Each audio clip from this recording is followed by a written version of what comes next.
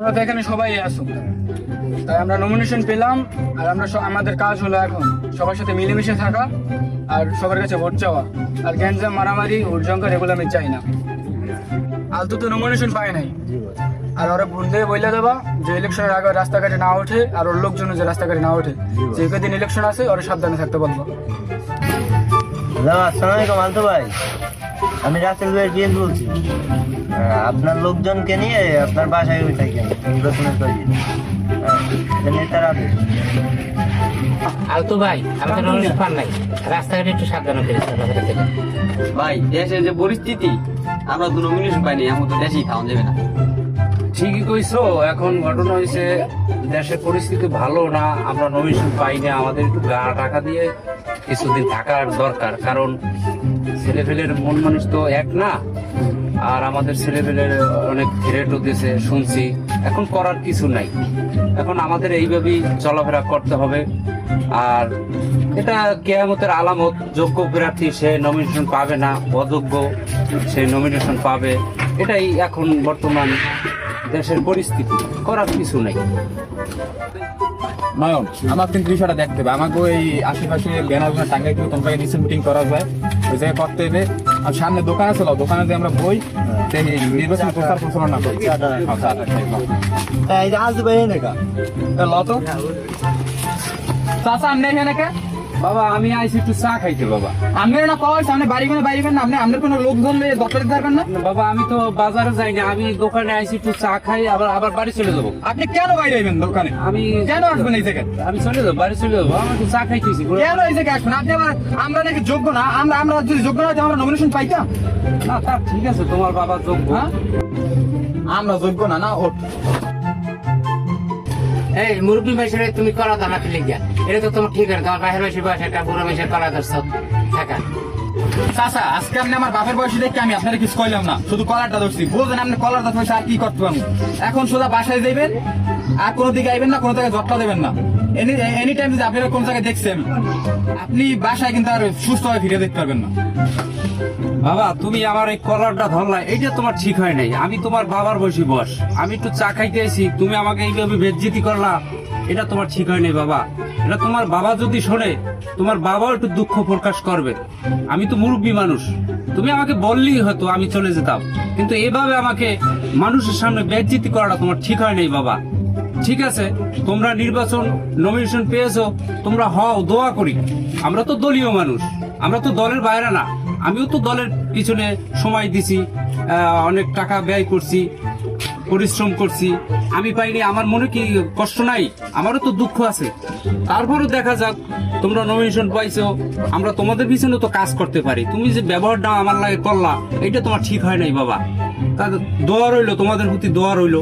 চাচা, আপনার একটা কথা কই, আলতু ভাই অথবা আলতুর কোনো লোকজন যদি এই জায়গায় আসে, আর যদি কোনো আড্ডা হয়, আপনার দোকানটা তালাবদ্ধ অবস্থায় থাকে। আসসালামু আলাইকুম আলতু ভাই। ওয়ালাইকুম সালাম। ভাই, শুনলাম রাসেল ভাইয়ার ছেলে ও তার বুড়াগাড়া নিয়ে আপনাকে মারধর করছে, অপমান করছে, থ্রেট দিয়েছে। আপনি এই বিষয়ে আমাদের কতটুকু সাহায্য করতে পারবেন? দেখেন ভাই, ঘটনা হইলো, আপনি তো সাংবাদিক, আমাকে অনেক বেজ্জিতি করছে, আমার এই যে কলার ছুটেই বেলাইছে। আমি এ ব্যাপারে কিছু বলতে চাই না, কারণ সামনে নির্বাচন, আমিও চাই সে যেন জয়লাভ করে, কিন্তু আমি এটা মিডিয়ায় দেখাইতে চাই না, কারণ আমার ক্ষতি হবে।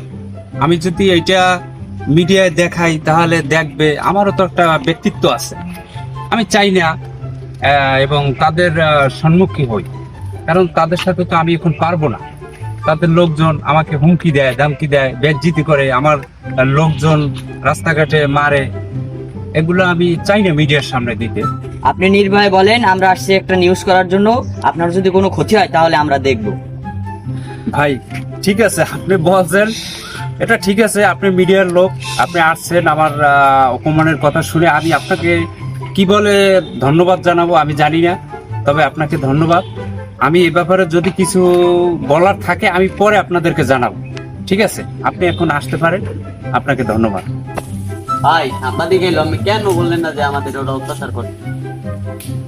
ঠিক আছে, তুমি তো বোঝো না, এটা বললে আমাদের ক্ষতি হবে, কারণ আমার একটা মেয়ে কলেজে পড়ে, আমি চাই না আমার এই মেয়েটার ক্ষতি হোক, যেহেতু আমার একটাই মেয়ে।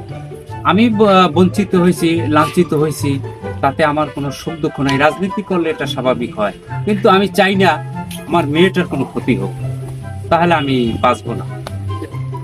আর একটা কথা, তুমি আমার মেয়েটার দিকে খেয়াল রাখিও, কারণ আমার মেয়েটা ওরা ক্ষতি করতে পারে। যেহেতু আমি বাইরে যাইতে পারি না, খেয়াল নিতে পারি না, তুমি তো আমার মেয়েটার দিকে খেয়াল রাখিও যেন ক্ষতি না হয়। এই ব্যাপারে একটু তুমি সতর্ক থাকিও। ভাই কালকে তো একবার মারতারলাম না, এটা ভুল হয়ে গেল না? আজকে মারতে পারছ নাই, কালকে মারতে পারবি। আবার কালকে মারতে পারছ পরশু মারতে পারবি, এটা তো ব্যাপার না। এখন অগর যেখানে পাবি সেখানে নলা ফুটাইলি, আর বিশেষ করে চামচাটারে যেখানে দেখবি আর নলা জন লগে না থাকে। ভাই ভাবি তুই ওই সাইডে যা। এই দাঁড়াও, তোমার সাথে কথা আছে আমার। তুমি ফোন দিলে ফোন ধরো না, তারপর টেক্সট করে টেক্সটের রিপ্লাই দাও না, এগুলা কি করো? আমার সামনে পরীক্ষা তো, আমি একটু ব্যস্ত আছি। ব্যস্ত? আমার সাথে যখন রিলেশন করতে হয় খালি ব্যস্ত ব্যস্তই শুনি। আর আমি তো তোমাকে বিয়ে করতে চাই নাকি? তুমি যদি আমাকে সময় না দাও তাহলে কেমন হবে? যাক ওইসব বাদ দাও, তুমি এখন তোমার শরীরের অবস্থা কি? ভালো। সকালে খেয়েছো? চলে মোটামুটি।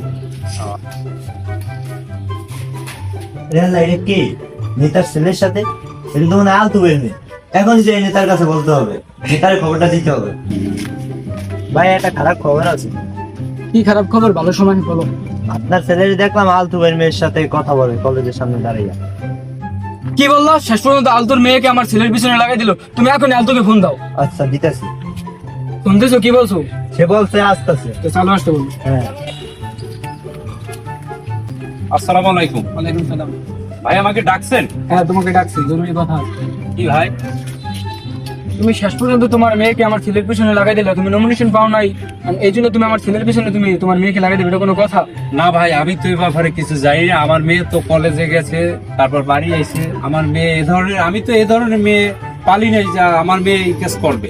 না না না, এইসব কথা বলে তো হইবে না। তুমি নমিনেশন না পাই এখন তুমি সবকিছু হারাইছে, পথ হারাইছে, এখন তুমি আমার কোনোভাবে কোনো একটা ক্ষতি করার চেষ্টা করতেছো। না, এটা ভুল। এটা আপনি আমাকে আমার মান সম্মান মারার জন্য আপনি এই কথা বলে আমাকে এলাকা তাড়ানোর জন্য এই কথা বলতেছেন। আমার মেয়ে আপনার সাথে ছেলের সাথে কেন প্রেম করে? আমার ছেলের কোথায় আর তোমার মেয়ে কোথায়? আমার সাথে আর তোমার সাথে স্টেশন যায়? ঠিক আছে, কিন্তু আমি দেখি আমার মেয়ে আসুক, আমি আমার মেয়েকে জিজ্ঞাসা করব, তারপর দেখি কি হয়েছে, কার দোষ, আপনার ছেলের না আমার মেয়ের, এটা আমি পরে আর দেখব। তোমার মেয়ে তুমি আমার ছেলের পিছনে লাগাও আর যা করো, এগুলো আমি কখনোই মানতাম না। তুমি তোমার মেয়ের শাসন করো, এটা আমি আপনার আমার ভুল ছেলেকে ধারণা, দেখতাছি। এটা আপনার ভুল ধারণা। আমার মেয়ে কখনো এই কাজ করতে পারে না। না, না, আপনার তুমি ছেলে- আমার ছেলের পিছনে যদি তোমার মেয়ে লাগাই থাকো, তাহলে তুমি এটা যা করতে পারো করো, তুমি ব্যবস্থা নাও। এটা কিন্তু ভুল, আমি এটা এগুলো মানবো এটা না। ভুল কথা, এটা ভুল কথা। এটা আমাকে ডাকছেন কি আমাকে বেইজ্জতি করার জন্য, অপমান করার জন্য না, না, আমাকে না। ডাকছেন? না না, আমি এই জন্য তোমাকে রাখিনি। তুমি এগুলো একটা ব্যবস্থা নাও, আর এগুলো আমি মানবো না। ঠিক আছে, আমি দেখে আপনাকে জানাবো।